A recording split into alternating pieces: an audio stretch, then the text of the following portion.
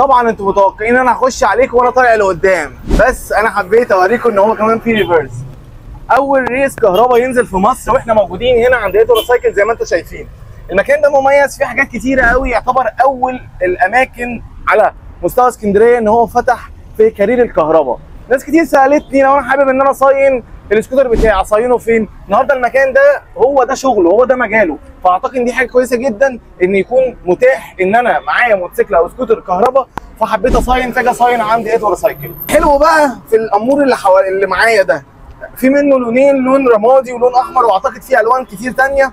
هنا بنتكلم في توب سبيد، بنتكلم في حوالي 115 كيلو متر في الساعه. البطاريه هنا ليد اسيد بتتشحن هنقول من 5 ل 8 ساعات، طبعا احنا بنقول من 0 ل 100. هنا بنتكلم ان هو 3000 واط، واخد نفس شيب الريس، وفي كمان زي ما قلنا في الريفرس، والريفرس عايز اقول لكم بيجري ممكن يوقعني، بس حاجه جامده جدا عجبتني. غير بقى ان هو عندك سبورت مود ودرايف مود، وعندك كمان للباركينج، وعندك كمان انتظار. في كمان قلاب، مش عارف بقى الاضاءه باينه معاكم كده ولا لا، وزرار الكلاكس. بصوا الجمال والحلاوه. تعالى انا عايز اوريكم الشكل وانا سايق البايك هيبقى عامل ازاي. انا طبعا لازم اقول عليه بايك، مفيش طبعا صوت خالص، واعطيه شكل حلو قوي. يعني بصوا الجمال، بصوا الجمال والحلاوه، حاجه ما شاء الله الله اكبر. انا حبيت اصور لكم اللون الاحمر لانه فعلا لون مميز جدا وملفت جدا. المقابض والكتل، الشاشه شكلها حلو، شكل الريس هو ريس. الاضاءات في الكامل هنا LED رنجين دول، اما الكشافات هي هيلوجين. تمام كده. عندك بقى هنا دبل ديسك امامي، حتى هتلاقي هنا في كابلين، فعجباني قوي السيم فكره ان هو دبل ديسك. الشكل اساسا حاجه ما شاء الله، يعني تحس ان هو بايك ريسنج كده، ايه حاجه الفايه.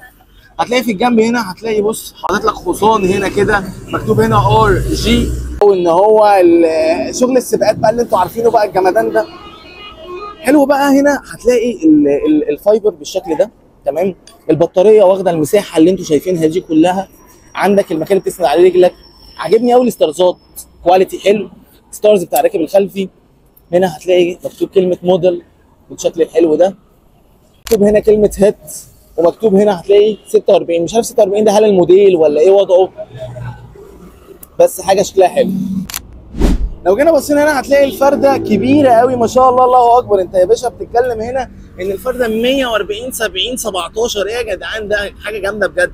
فرامل طبعا باكن، مساعد خلفي ينفع ان انت تعليه وتوطيه، واحد سبورت رياضي قابل ان انت تعليه وتوطيه اهو. حاولت اقربها لكم على قد ما اقدر. وكمان الحاجات بقى الفنيات اللي